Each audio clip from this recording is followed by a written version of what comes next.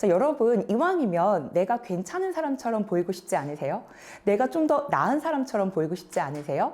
나 누군가랑 같이 일하고 싶어. 나 누군가가 너무 좋아. 라고 하는 거는 이성적인 판단이 아니라 사실은 그 사람의 호감을 샀기 때문입니다. 제가 여기 있을 수 있는 이유요. 여러분들이 여기서 앉아서 교육을 들을 수 있는 이유요. 사실 우린 누군가에게 쓸모 있어 보였다라고 하는 부분들입니다. 네, 제가 바로 시작하면서 퀴즈를 드렸는데 너무 잘 푸셨더라고요. 근데 좀 의아하실 것 같아요. 왜 이미지 메이킹 강의를 하면서 그림을 풀었지? 라고 하는 생각을 하실 텐데 오늘 함께하게 될 주제와 연관이 되어 있습니다.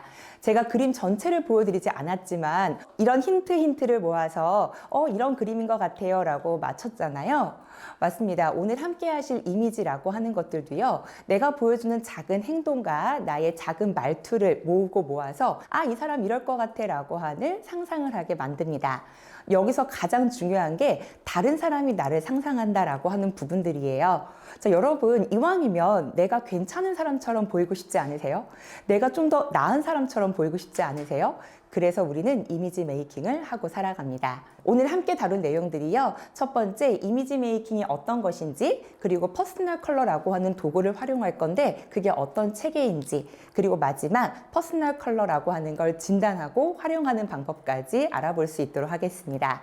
우선 첫 번째, 이미지 메이킹이라고 하는 건데요. 여러분, 이미지 메이킹 하면 보통 이렇게들 많이 생각하세요. 메이크업 전후 또는 나 좀 예쁘게 꾸미는 방법 알려주는 거 아니야? 라고들 오해를 하시는데 물론 그게 없다고는 말할 수가 없습니다. 외적인 모습이 들어갈 수밖에 없어요. 그런데 큰 의미를 살펴보면 이렇게 되어 있습니다. 자신을 객관적으로 평가하고 장점을 살리고 단점을 보완해서 자신이 원하는 방향으로 이미지를 만들어가는 것입니다.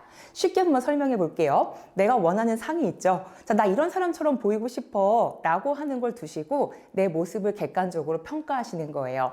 나의 단점이 이런 거구나, 나의 장점이 이런 거구나 라고 하는 것들을 판단하셔가지고 내가 원하는 상으로 가는 모든 과정을 이미지 메이킹이라고 하고 있습니다. 자, 그래서 요즘에는요, 외적인 모습뿐만이 아니라 화술을 배운다거나 매너를 배우시는 분들이 있죠. 자, 근데 이런 이미지 메이킹이 중요하다라는 걸 이미 알고 계세요. 혹시 여기 앉아 계신 분들, 나의 지금 모습과 집의 모습이 동일하다라고 하시는 분 계십니까? 네. 웃고 계시는 분들 다들 찔리시는 겁니다. 네. 사실 이미지 메이킹이 중요하다라고 하는 것들은 우리가 여러 가지 효과로 설명을 하고 있어요. 하나하나 설명해 보도록 할게요. 첫 번째, 초두 효과가 중요하다라는 것들. 오늘 저랑도 마찬가지죠? 저 만나서 몇 초 안에 저를 판단하셨을까요? 3초. 맞아요. 우리 학자들마다 조금 다르긴 하지만 3초에서 7초 굉장히 빠른 순간에 그 사람을 간파하게 됩니다. 이런 것들을 초두 효과가 중요하다라고 표현할 수 있고요. 이걸 이어간다라고 해서 맥락 효과라고 하는데 우리 쉽게 말하면 이렇게 설명해 볼게요. 만약에 우리 회사에 신입사원이 들어왔어요. 자, 신입사원 들어왔더니 되게 이미지가 반듯하고 괜찮아요. 일도 시켜봤더니 일도 곧잘해. 심지어 센스도 있고 성격도 좋아요. 자, 이런 친구가 갑자기 연락이 두절되고 회사에 나오지 않습니다. 무슨 생각하시겠어요? 그렇죠. 무슨 일 있나? 아픈가? 사고 났나? 라고 생각을 하고요. 걱정을 합니다. 근데 반대면 어떨까요? 첫날부터 늦어가지고 뛰어왔어요. 게다가 일도 시켜봤더니 일도 못해. 센스도 없는데 성격도 까칠해. 자, 이런 친구가 갑자기 연락이 두절되고 회사에 나오지 않아요? 어떤 생각하시겠습니까? 그쵸? 네, 그럴 줄 알았다. 네, 내가 첫날부터 알아봤다 아니야? 라고 생각을 합니다.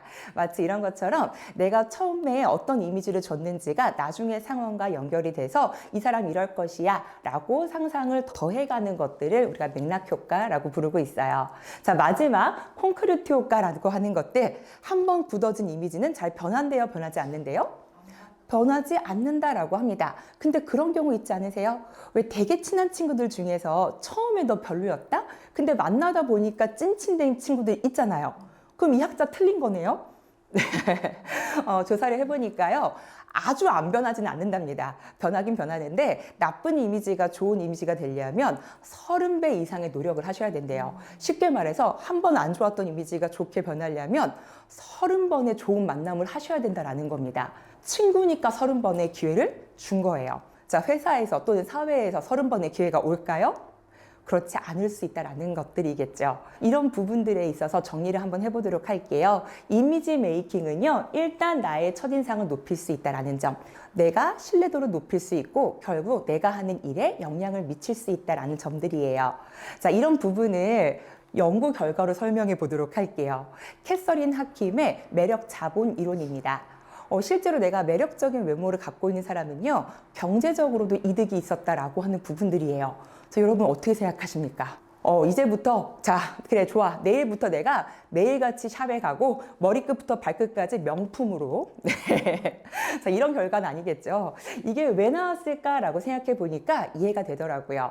사실 주변에 보다 보면은 굉장히 일에 대해서 열정이 있고 내 일을 잘 하시는 분들이 있잖아요. 자, 이런 분들은 사실 내 매무새부터 잘 다듬습니다. 그래, 나 성실한 사람처럼 보일 거야. 나 일 좀 잘하는 사람처럼 보이고 싶어. 내 모습을 한 번 더 살펴보겠죠. 사실 이 결과는요, 나 얼마나 열심히 할지, 나 얼마나 성실할지 이런 마음가짐이 대변되었다라고 하는 걸 설명할 수 있습니다. 자, 조금 더 우리 디테일하게 가보도록 할게요. 자, 질문 드리겠습니다.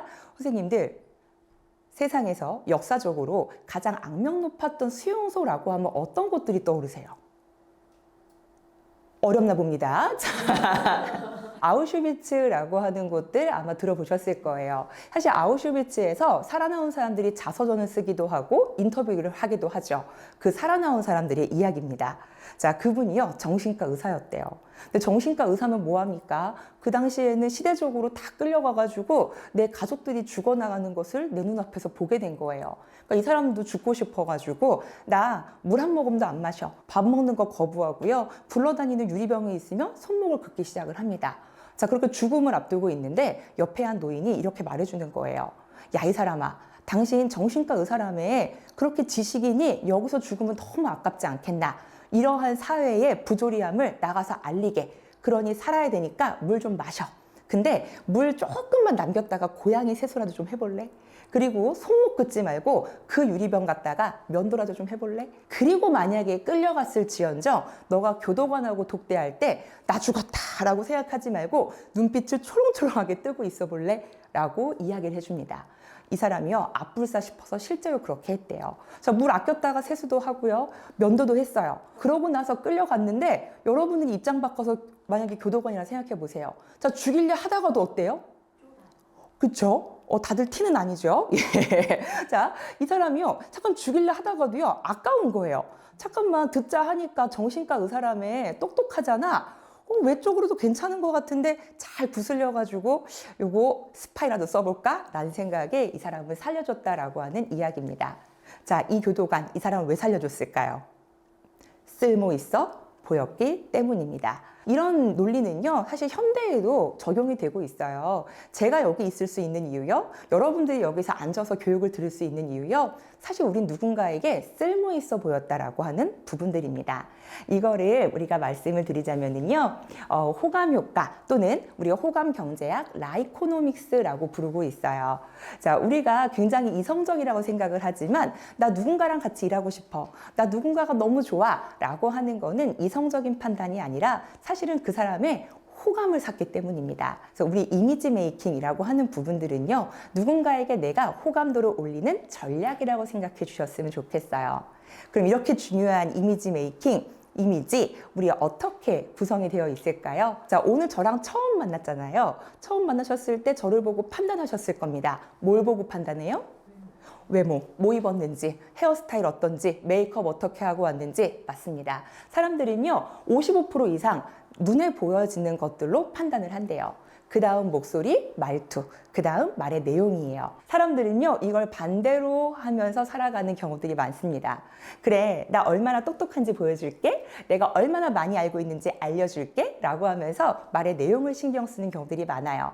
물론 안 중요하다는 거 아닙니다. 중요하죠. 하지만 이 내용을 어떻게 보여주는지도 굉장히 중요하다라는 것들을 시사하고 있는 바예요. 자, 그러면 정리해 보겠습니다. 자, 사람의 이미지는 굉장히 중요한데요. 그 이미지 중에서도 눈에 보이는 게 중요하대요. 근데 그 눈에 보이는 것들 중에서도 컬러가 가장 먼저 눈에 들어온다라고 합니다. 그래서 우리는 퍼스널 컬러라고 하는 개념을 가지고 나의 매력도를 높이시는 거예요. 자, 여기 앞에 보시면은 뇌가 3으로 인식하는 순서에서 가장 큰 게 색깔이라고 합니다. 진짜 그럴까? 라고 생각할 수 있겠지만 여러분들 그런 경우 있지 않으세요? 왜 우리 작년 모임에 예진이 기억나? 근데 그 사람이 떠오르지 않아요. 그랬더니 그 친구가 왜 있잖아. 걔 빨간 코트 입고 오네. 걔 기억 안 나? 아, 그 친구라고 생각을 합니다. 이런 것처럼 뇌가 인식하는 데 있어서는 컬러가 굉장히 중요한 요소다라는 걸 알 수가 있어요. 자, 그러면 우리 이번 시간에는 이미지 메이킹 중에서도 시각적인 정보, 그리고 시각적인 정보 중에서도 컬러가 중요하다라는 것들을 이해했으니까요. 우리 다음 시간에는 같이 퍼스널 컬러에 대한 개념을 알아볼 수 있도록 하겠습니다.